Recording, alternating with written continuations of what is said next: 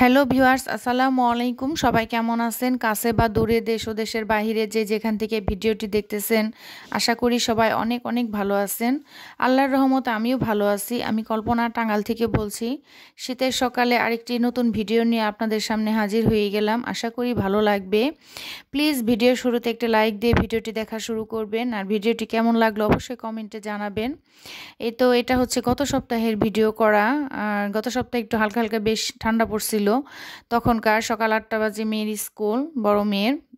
তো মেয়েকে স্কুলে দিয়ে এখন যাইতেছি ভাগ্নির বাসায়। ভাগ্নির বাসায় মানে ভিডিওটা যেদিন করা তার একদিন আগে আর কি আমার ছোট মেয়ে গেছে। সে সকালের দিকে গেছে, রাত্রে থেকে কান্না শুরু করছে, আম্মু আমাকে সে নিয়ে যাও। তো মেয়েকে বলছে এত রাত্রে টানতে পারবো না, তুমি থাকো, আমি সকালে যে নিয়ে আসবো নি। এটা হচ্ছে গত সপ্তাহে শনিবারের ভিডিও। মেয়ে গিয়েছে শুক্রবারে। তো শনিবারে সকালবেলা 8টার দিকে বড় মেয়েকে স্কুলে দিয়ে ছোট মেয়েকে আনতে গেছি। তো এরা তো ঘুমিয়ে থেকেই উঠে নেই। বাসার নিচে যে ফোন দিছি যে তোমরা ওঠো, আমি জেনিকে নিতে আসছি। যাই হোক, তারপরে গেলাম আমি আর আমার বান্ধবী। দুজনের মেয়ে তো একই স্কুলে পড়ে, সেজন্য দুজনের মেয়েকে স্কুলে, বড় মেয়েকে স্কুলে দিয়ে দুজনে মিলে চলে গেলাম ছোট মেয়েকে আনতে। এই তো এখানে যাইতেছি, ভাগ্নের বাসা যেহেতু 7 তলায়, সেজন্য লিফটে যেতে হয়। এই তো উঠতেছি। এটা হচ্ছে সাবালিয়া। গিয়ে দেখি আমার ছোট মেয়ে উঠে মানে ফোন দেওয়াতে সাথে তো সারা রাত ঘুমাই নাই। রাত 4টা 5টা পর্যন্ত নাকি খুব ডিস্টার্ব করছে। থেকে থেকে কান্না করছে যে আম্মু যাবো, আম্মু যাবো। ও আসলে এরকমই, কোথাও যায় খুব উৎসাহ নিয়ে, কিন্তু থাকতে পারে না। আমার মার সাথে আমাদের গ্রামের বাড়িতে গেছিল খুব উৎসাহ নিয়ে, ব্যাগ ভর্তি কাপড় নিয়ে, কিন্তু সে 2 রাতের বেশি থাকতে পারে না। প্রথম রাতটা ভালোই ছিল, দ্বিতীয় রাত্রে কান্না করছে। তারপরের দিনে আমার আম্মু এসে দিয়ে, আমার মা এসে তাকে দিয়ে গেছে। এখানেও সেম, এখানে ভাগ্নির ছেলে মেয়েদের সাথে মজা করে সে আসলো, কিন্তু সে রাত্রে থাকতে পারলো না। রাত 12টা থেকে সে কান্না শুরু করছে, বাসায় চলে যাবে। তো সকালবেলা আসছে তাকে নেওয়ার জন্য। তো এখান থেকে বাহিরের ভিউটা একটু ভালো লাগলো, সেই জন্য ভিডিও করলাম। আর এই পাশে কাজ চলতেছে আসলে বিল্ডিংয়ের। আর অনেক কুয়াশা পড়ছিল। গত সপ্তাহে তো বেশ ঠান্ডা ঠান্ডায় ছিল। এই সপ্তাহে তো আবার রোদ রোদ উঠতেছে, দিকে ঠান্ডাটা নাই। যাই হোক, বাসায় চলে আসছি। ছোট মেয়েকে ওইখান থেকে নিয়ে যাবো, বড় মেয়ের স্কুলে কিছুক্ষণ বসেছিলাম। তারপর 10টার দিকে পরীক্ষা শেষ হয়েছে। 8টা থেকে 10টা পর্যন্ত পরীক্ষা চলতেছে। এই তো বাসায় এসে অলসতা রুটি বানাইতেছি, গোলা রুটিটা। এমনি তো আসলে রুটি বেলতে পারি না, সেই জন্য এই রুটিটাই বানিয়ে খাওয়া হয়। এতে রুটিটা বানিয়ে গতকাল যেহেতু শুক্রবার ছিল, ছোট মেয়ে তো পোলাও মাংস খুব পছন্দ করে, কিন্তু বড় মেয়ে বলতেছে আম্মু পোলাও খাবো না, খিচুড়ি রান্না করে দাও। খিচুড়ি রান্না করছিলাম, আর হচ্ছে লেয়ার মুরগিটা রান্না করছিলাম। সেই মুরগির মাংসটাই রয়ে গেছে, ওইটা এখন গরম করে দেব। গরম করে এই রুটি দিয়ে সকালে নাস্তাটা করে নিব। মা মেয়েরা তিনজনে তো নাস্তাটা করে নিব। আমার মতো কে কে অলস আছেন কমেন্টে জানাবেন যে এভাবে মানে গোলা রুটি বানান। বেলার রুটিটা আসলে খুব ঝামেলা, বেলতে পারি না। এই তো বাচ্চাদের দুই বাচ্চা বলতে ছোট মেয়ে তো এসে ঘুমিয়ে গেছে। সে 10টা থেকে বেলা 4টা পর্যন্ত ঘুম পাড়ছে, কারণ সে তো সারা রাত ঘুমায় নাই। আর এখানে বড় মেয়েকে খেতে দিলাম, তারপর আমি নিজেও খেয়ে নিছি। এখন কম্বল ভাঁজ করব। এই এক হাতে মোবাইল নিয়ে আসলে আর এক হাতে কম্বল ভাঁজ করাটা একটু ঝামেলা ট্রাপ হয়ে যায়, সেজন্য কম্বলটা ভাঁজ করে নিছি। কারণ সবসময় আবার স্ট্যান্ডটা ঠিক করতে করতেই সময় নষ্ট হয়ে যায়, অনেক সময় স্ট্যান্ড লাগাও ঝামেলা। সেজন্য যাই হোক, অফ ক্যামেরায় আমি বিছানাটা ঠিক করে গুছিয়ে নিছি। সকালে ঘুম থেকে উঠেই বিছানাটা গোছানো মানে সংসারের অর্ধেক কাজ হয়ে গেছে। ঘরটা পরিষ্কার মানে মনটাও পরিষ্কার, বেশ ভালো লাগে। আর বিছানা এলোমেলো থাকলে আমার খুবই খারাপ লাগে। আমি সকাল উঠে আগে চেষ্টা করি বিছানাটা গোছানোর। আজকে যেহেতু সকাল 8টা বাজে উঠে মেয়েকে নিয়ে, বড় মেয়েকে নিয়ে স্কুলে গেছে, এর জন্য বিছানাটা গুছাইতে পারছিলাম না। নিয়ে এসে আগে নাস্তাটা দিয়ে, 10টার দিকে নাস্তাটা দিয়ে আগে ফার্স্ট আমি বিছানাটা গুছিয়ে নিছি, তারপরে দুপুরে রান্না করব।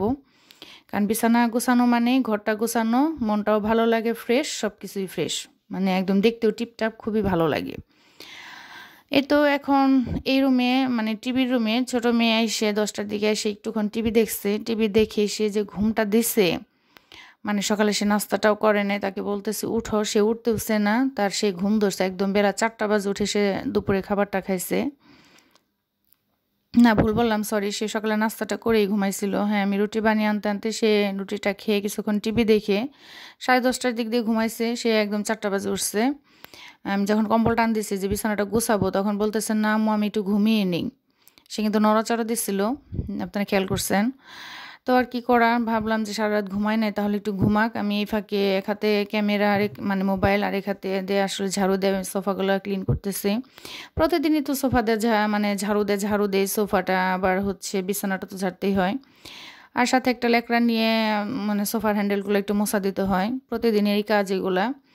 এ তো করে এখন ঘরটা ঝাড়ু দিয়ে দুপুরবেলা রান্নার প্রিপারেশন। আজকে রান্না করব হচ্ছে এই বেগুনটা ভেজে খেতে কিন্তু অসম্ভব মজা হয়। আজকে আমি এটাকে তেল দেব। এই বর্তমান যুগে তো মানুষকে শুধু তেল দিতে হয়, শুধু মানুষকে না, মানে খাবার দাবার এখন তেল দিতে হয়। সেটা হচ্ছে এখন এইটা বেগুনটা ভর্তা করব, সেজন্য বেগুনটাকে তেল মারতে হতেছে, মারতে না সরি, তেল মাখাইতে হইতেছে। এখন তো বর্তমান যুগে মানুষকেও তেল মাখাইতে হয়, তেল দিতে হয়, না হলে কোনো কাজ হয় না। যুগটা এখন এরকম হয়ে গেছে। যাই হোক, চুলার মধ্যে একটা স্ট্যান্ড বসিয়ে দিছি, তারপর বেগুনটা দিয়ে দিলাম।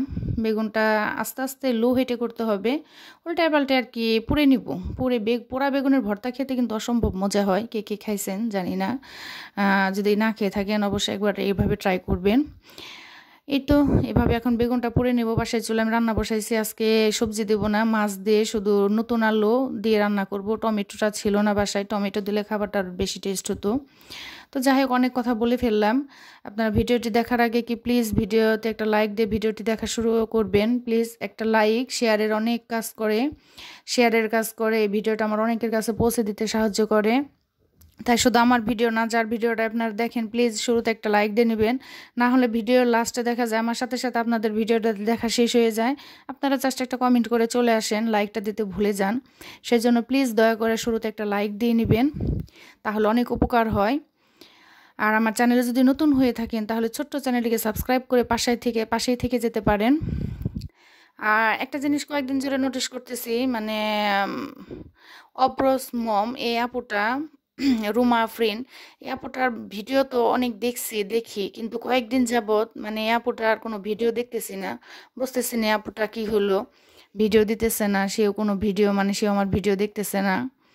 আসলে ইউটিউবে মানে আসছি কয়েক মাস হয়, কিন্তু এক আপুদের সাথে আসলে এরকম একটা মানে মনের একটা মিল হয়ে গেছে।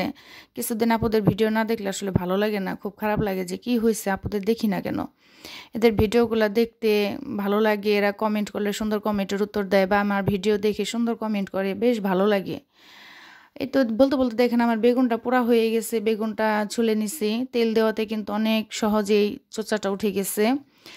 কাঁটা চামচ দিয়ে গরম তো, সেজন্য কাঁটা চামচ দিয়ে এটা কি করে নিতেছি। আর এখানে শুকনা মরিচ, তারপরে ধনেপাতা দিয়ে এই পোড়া বেগুনের ভর্তাটা করব, খেতে অসম্ভব মজা। আপনারা কে কে খাইছেন কমেন্টে জানাবেন, আর যারা খাননি এখনও তারা এভাবে পোড়া বেগুনের ভর্তাটা খেয়ে দেখবেন, খেতে অসম্ভব মজা হয়, খুবই ভালো লাগে। তারপরে তাসনিম ফ্যামিলির এই আপুটার ভিডিও তো প্রায় 1 মাসের উপরে হয়েছে দেখি না। এই আপুগুলো এত সাপোর্টিং, এত সুন্দর সুন্দর কমেন্ট করতো ভিডিও দেখে, কি যে ভালো লাগতো, মনে হতো নিজের বোন ভিডিও দেখে নিজে আমাকে কমেন্ট করছে। কিন্তু এখন এই আপুগুলার ভিডিও দেখিও না, নতুন কোনো ভিডিও ছাড়ে না, এরাও আমার ভিডিও দেখে না। কি হয়েছে জানি না, আল্লাহ তাদের সুস্থ রাখুক, ভালো রাখুক, আবার ইউটিউবের তাদের ফিরিয়ে আনুক, এই দোয়াই করি। আসলে সবার ভিডিও দেখতে ভালো লাগে, এদের ভিডিও দেখে আসলে অনেক কিছু শেখা যায়। আর গতকাল একটা ভিডিওতে বলছি যে আমার ছোট বুড়িমাটার জন্মদিন, সব আপুরা অনেক সুন্দর করে উইশ করছে। বাংলাদেশি ব্লগার নাসরিন আপু তো অনেক সুন্দর সুন্দর গিফট পাঠিয়ে দিছে, দেখে বেশ ভালো লাগছে। সব আপুরা অনেক সুন্দর করে, নেম ব্লগের এই আপুটা অনেক সুন্দর করে কমেন্ট করছে, দেখে খুবই ভালো লাগছে। শিশির আপু, জ্যোৎস্না আপু, মানে সব আপুরাই, অজিফা আপু, তারপরে সুখী লাইফ স্টাইলের এই আপুটা, সবাই অনেক সুন্দর করে কমেন্ট করছে। এই তো যাই হোক, শুক্রবার তো মেয়ে ছিল না, কিন্তু তার পোলাও মাংস তো মিস দেওয়া যাবে না। সেই শনিবার আইসে বলতেছে আমু পোলাও মাংস রান্না করে দাও। আমি বললাম না, আমি তো এখন পোলাও মাংস রান্না করবো না, গতকাল মাংস রান্না করছি। এখন কি আর করার, ফুড পান্ডা তো আছে, এখন ফুড পান্ডায় অর্ডার দিয়ে দিয়েছি সন্ধ্যায় পোলাও মাংস, মানে রোস্ট পোলাও আর একটা ডিম। তাকে তো শুক্রবারে রোস্ট পোলাও না দিলে উপায়ই নাই, দিতেই হবে। সে শুক্রবার বাসায় ছিল না তো কি হয়েছে, সে বাসায় এসে বায়না করে দাও। এখন ফুড পান্ডা আছে দেখে রক্ষা, মনে করেন ফুড পান্ডায় যখন যেটা অর্ডার দেওয়া হয় বাসা নিচে এনে দিয়ে যায়, অনেক সুবিধা। এই ফুড পান্ডাটাকে অসংখ্য ধন্যবাদ, যে সময়তে যখন রান্না করতে ইচ্ছে করে না তখন অর্ডার দিলে বাসার সামনে এসে হাজির হয়। এখন এই তো এটা 2 মেয়ে খাবে, ছোট মেয়েই খাবে বেশি, বড় মেয়েকে জাস্ট একটু দেওয়া হবে, দেবে। দুই বোনে আর কি খাওয়া দাওয়া করবে, বড় বোন ছোট বোনকে খাওয়িয়ে দিবে, সাথে সেও একটু খেয়ে নিবে। এতক্ষণ ধৈর্য ধরে আমার ভিডিওটি যারা দেখলেন, আমার বকবক যারা শুনলেন, তাদের অসংখ্য অসংখ্য ধন্যবাদ। এভাবে পাশে থাকবেন। খোদা হাফেজ।